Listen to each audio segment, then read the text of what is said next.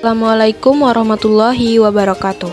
Perkenalkan, nama saya Anida Yusfa dengan NIM 2141024875 ingin mempresentasikan terkait mata kuliah Ilmu Alamiah Dasar dengan judul Tata Surya. Tata surya adalah susunan benda langit yang terdiri dari matahari dan planet-planet yang berputar mengelilingi matahari, komet, asteroid, serta benda-benda langit lainnya. A. Pengertian tata surya.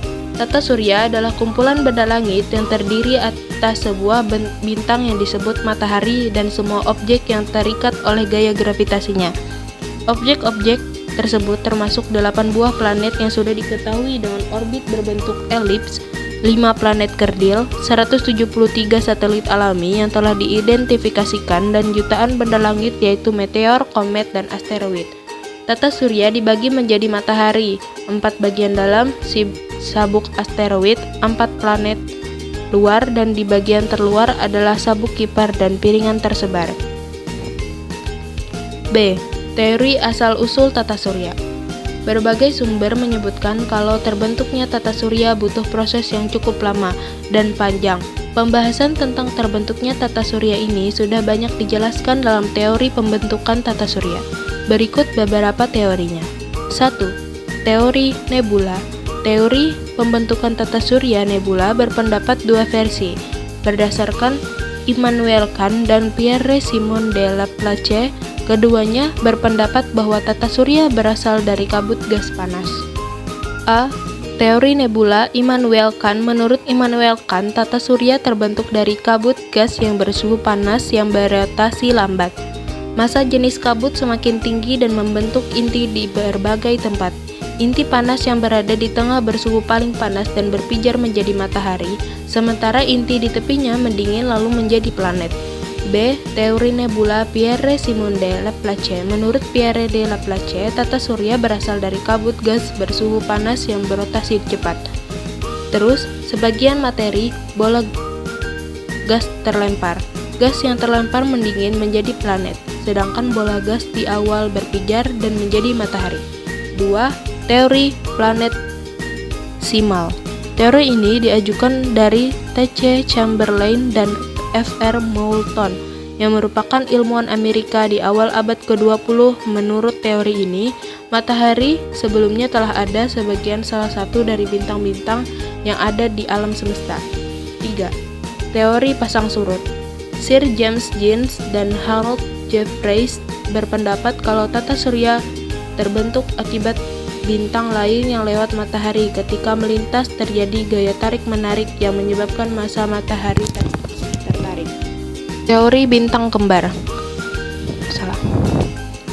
4. Teori bintang kembar. Teori bintang kembar adalah salah satu dari banyaknya teori tentang pembentukan de-evolusi tata surya. Teori ini diusulkan oleh astronom Inggris R.A. Lyttelton pada tahun 1956. Menurut teori ini, tata surya awalnya berbentuk dari 2 buah bintang kembar raksasa. Kemudian, salah satu bintang dari bintang kembar itu meledak sehingga menghasilkan puing-puing dan debu, hingga akhirnya berevolusi mengelilingi bintang yang satunya atau matahari dan membentuk planet-planet beserta benda-benda langit lainnya. 5. Teori Big Bang. Big Bang adalah kata yang mewakili peristiwa ledakan yang sangat besar. Beberapa ilmuwan sistem tata surya kita percaya bahwa asal-usul tata surya adalah dari bintang yang berukuran sangat besar. 6. Teori awan debu dan protoplanet. Teori pembentukan tata surya yang keenam yaitu teori awan debu atau protoplanet. Teori ini dikemukakan oleh seorang ahli astronomi yang berasal dari Jerman bernama Carl bin Weizsäcker pada tahun 1940-an, yang melalui teori protoplanet ini mengemukakan pendapatnya mengenai bagaimana terbentuknya tata surya yang ada. C. Anggota tata surya. 1. Matahari.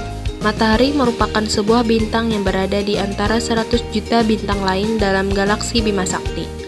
Massa matahari sendiri adalah bola gas pijar yang terdiri atas hidrogen, helium, dan gabungan unsur-unsur lain, seperti oksigen, magnesium, nitrogen, dan lain sebagainya.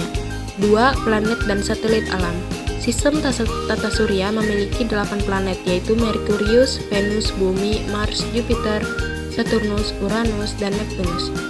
Kedelapan planet ini bisa dikelompokkan lagi menjadi 2 bagian, yaitu planet dalam dan planet luar. Planet dalam dan planet luar dibatasi oleh garis edar bumi. Jadi, planet dalam berada di antara lintasan bumi, sementara planet luar lintasannya berada di luar lintasan bumi. 3. Komet. Komet atau bintang berekor sebagian besar tubuhnya dibentuk dari gas, termasuk karbon, karbon monoksida, nitrogen, hidroksid, nitrogen hidrid, dan sianogen. 4. Meteor dan asteroid. Meteor merupakan benda langit yang terdiri dari senyawa batuan dan logam, sedangkan asteroid adalah benda langit kecil yang tersebar di antara orbit planet Mars dan Jupiter. Asteroid sama seperti planet lain, yaitu bisa menerima dan memantulkan cahaya yang diberikan oleh matahari.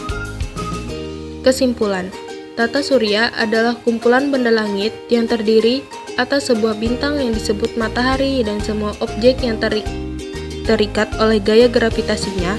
Tata surya terdiri atas matahari, planet, dan benda-benda langit lain yang mengelilinginya dengan matahari sebagai pusatnya.